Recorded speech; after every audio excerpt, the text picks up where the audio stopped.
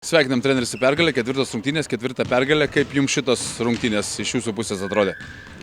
Tokios, nežinau, turėjom nemažai ką išspręsti po praėjusių rungtynių. Mes kiekvieną kartą vis susidėliojom, ką norim po rungtynių pagerinti per tą savaitę treniruočių iki rungtynių.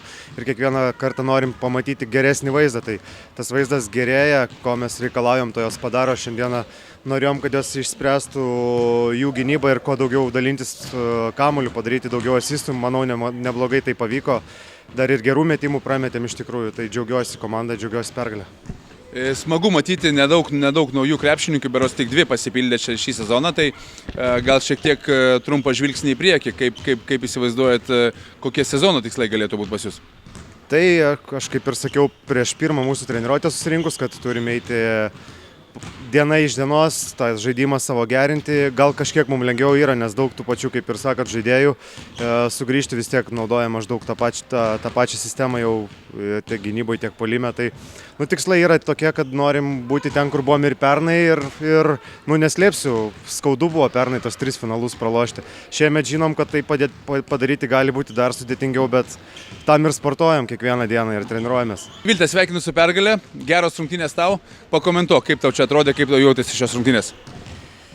Kaip ir dabar rūbiniai pasidžiaugiam visi, kad 28 asistus padarėm, tai džiaugiamės to, kad gerai dalinamės kamuoliu. Gynyboje galbūt buvo tokių niuansų, kur galim geriau išsirinkti žmonės, bet tokia nežinoma komanda, buvo gana sunku jai pasiruošti, bet manau rezultatas mums palankus, tai viskas gerai. Ir pačiai tau buvo tokios rungtynės, turbūt gal išskirtinės, vis labiau ir labiau atrandi savo rolę šiai komandai. Jo, vis tiek esu grįžus po B diviziono, tai nėra lengva įsivažiuoti tą aukštesnio lygio krepšinį, bet tikrai jaučiu, kad man asmeniškai tikrai labai reikia tokių varžybų ir labai tikiu, kad kuo toliau, tuo labiau jausiu savim ir galėsiu dar labiau padėti komandai.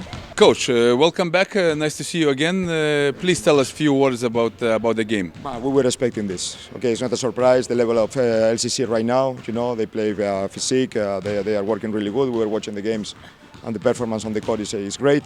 We are not in that level right now. We are working because for us right now it's like the pre-season because we couldn't work too much during the pre-season. Too many problems, physique problems. So now we are starting. Basically, to start the pre-season for us.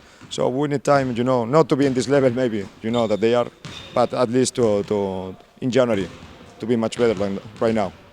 It's nice to see the intensity, this different flavor in the Baltics that you bring from your background. What do you foresee in the future, other than be much more competitive in January? But what are the goals for the season? For us, the goal is to push to the young players, Estonian players, to improve. For that reason, we are starting this project to give them one place to play, with good level, not the Estonian League, but the Baltic League is a good place. Even losing today is a good lesson for them. So it's basically the goal of the project is to grow up. Okay, a way to grow up for the Estonian players, young Estonian players.